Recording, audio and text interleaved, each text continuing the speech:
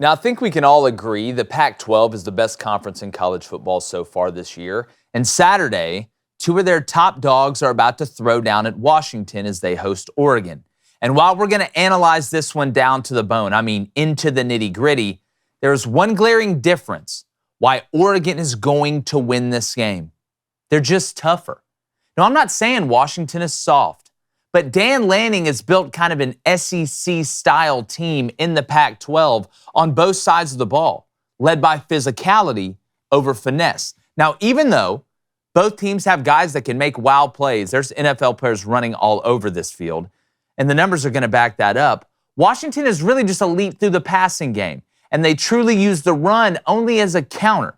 I mean, they rush the ball under 40% of the time. Now, you look at Oregon, they're closer to half and half.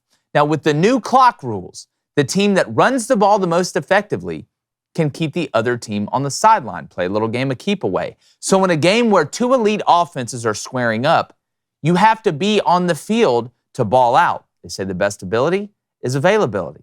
Now, the Washington defense has been top 20 in the country so far, but they're giving up almost 4 yards a rush. And as crazy as this may sound, at least up to this point, Oregon's offensive line may be even better than they were last year, even after losing all that talent. Now, through the air, Oregon gives up a lot of completions. Their completion percentage against isn't great, but they only average giving up a little over 5 yards per pass, which is top 5 in the country. That translates to being able to tackle in space. And against an offense like Washington that loves to spit it out all over the field and use every blade of grass, that is a must to keep them behind the chains. Now, finally, both of these teams do a great job of protecting the quarterback. And while Washington, honestly, has been a big surprise in the positive up front on offense, this Oregon defense is maniacal against the pass. Now, how crazy? Well, if you look at the numbers, they get a sack on almost 12% of opposing teams' dropbacks passes. That's incredible.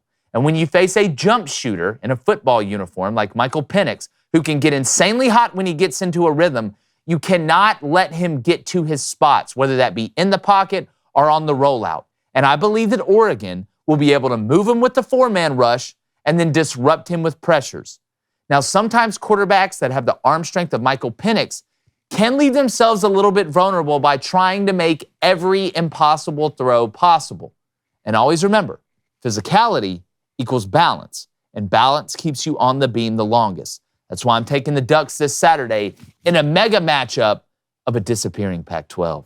I'm going to bring in my co-host, former Michigan quarterback, David Cohn, my brother, former Western State, Colorado wide receiver, and emo extraordinaire, Blaine Crane.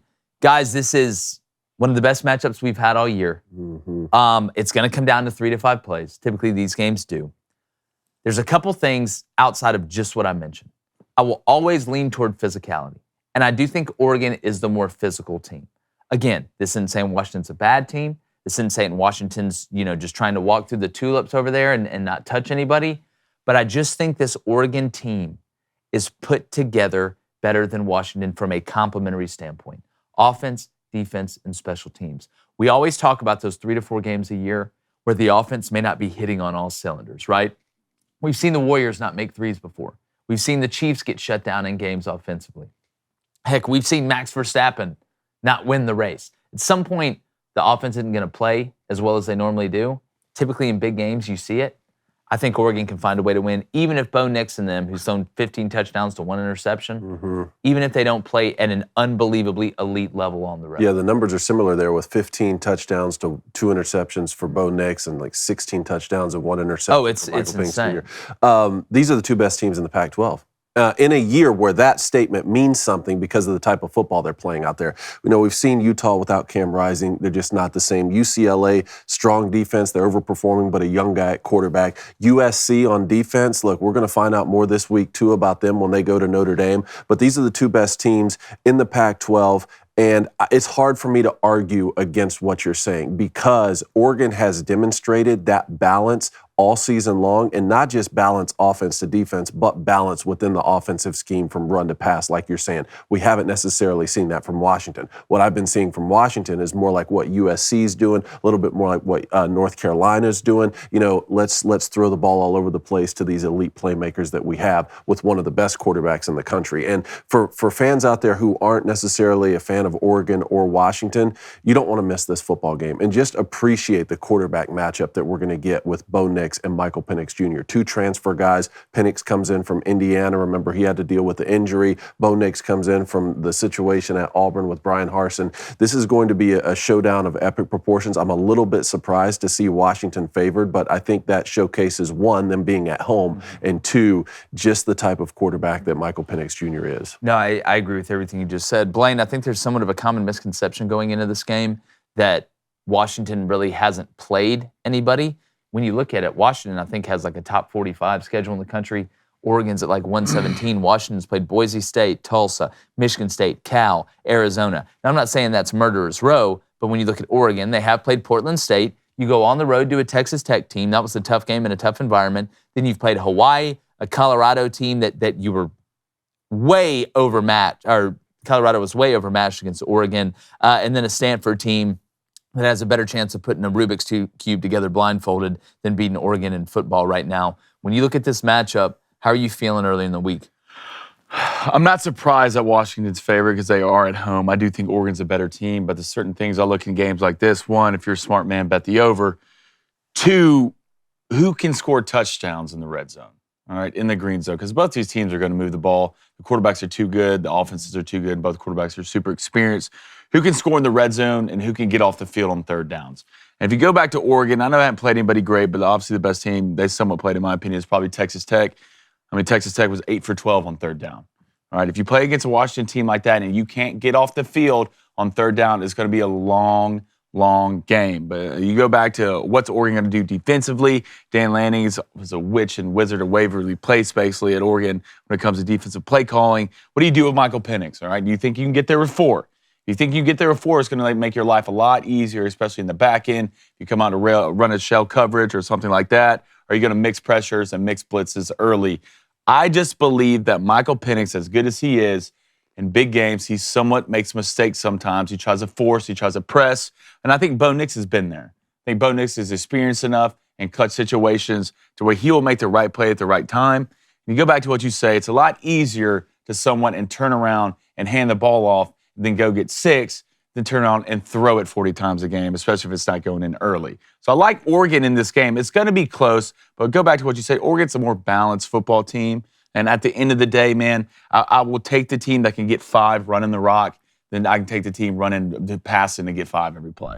Starting a business can be tough, just like starting an offensive drive when you're trying to get in a rhythm, but you need to know how to run your online storefront. And thanks to Shopify, it's even easier than ever. What is Shopify? They are a global commerce platform that helps you sell at every stage of your business. And when you hear this, congratulations, you just made some more money. I have people asking me all the time, Jake, I want to start a podcast. I want to do this. I want to do that. How hard is it, number one, to get it operating like fully where you can do merch and things like that? It's very hard to do by yourself. That's why you need Shopify. From the launch your online shop stage to all the way to the did we just hit 1 million orders phase, Shopify is there to help you. They've got an unbelievable marketing team. They help you turn browsers into buyers. They have an unbelievable converting ratio when it comes to checkout, like up to 36% of people that browse end up making a play. So no matter how big you want to grow, no matter how small you're starting or big you're starting, Shopify gives you everything you need to take control. So sign up for a $1 per month trial period at shopify.com/crane. That's shopify.com/crane, CRAIN. That's all lowercase. Go to shopify.com/crane now to grow your business no matter what stage you're in. Shopify.com/crane. I think Bo Nix's legs are going to be big in this game too, as well in the red zone. I think you're going to see them really kind of emphasize him running, not putting him in harm's way a ton, but I think this is where you're going to see Bo Nix be able to really utilize his feet. I mean, what I'm so excited to see, and I know that Oregon's got Franklin on offense. They got some guys that can really do it, right? They got some guys that can really do it. But I cannot wait to see this secondary matchup of Oregon with Williams and Reed and the guys they have go up against Adunzi, Polk, McMillan, Bernard. I mean, the receiver groups from both of these teams, really the offensive skill position group from both of these teams, it's about as good as you're going to get in college football. And when you watch Washington, they're not going to go away from what they do, and Oregon's not going to go away from what they do. But I always look at pace, right? Styles make fights. Both these teams, they can change tempos, they can have success, but how much, if you are Dan Lanning and you're Oregon offensively, do you sit here and say, all right, we know Washington is high flying, they want to get the ball out, they're going to supplement the run game with the quick passing game. Not that they're not going to run the ball, but I told you they run it under 40% of the time, so they're obviously, passing to run as a counter. That's kind of their changeup. How much do you look and say, all right, especially if Washington's cooking early on offense, how much do we slow it down? How much do we give the defense a rest? It's going to be crazy out there. We know how loud that place gets out there in Washington.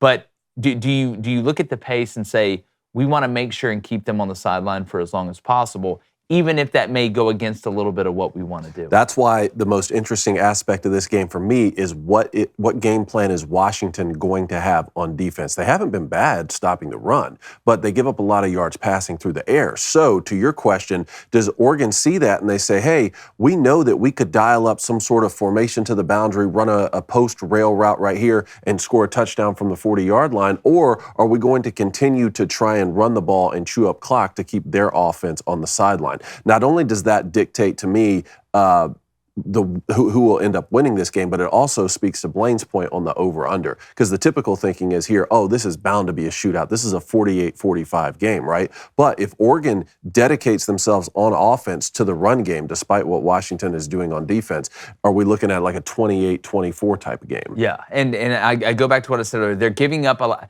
But by the way, Bo Nix is completing like 80% of his passes. Like it's insane. Michael Penix is not too far behind him.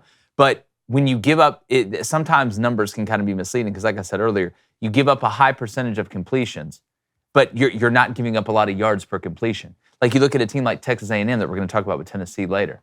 It's the exact opposite.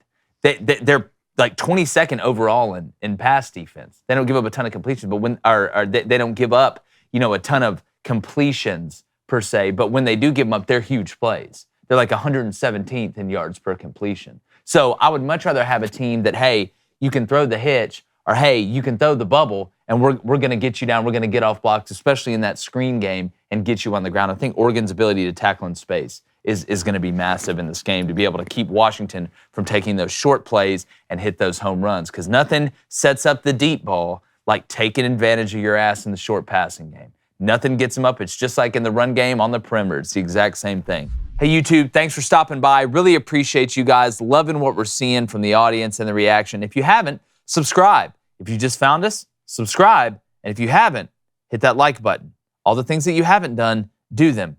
And then you'll have them. And we can have them together.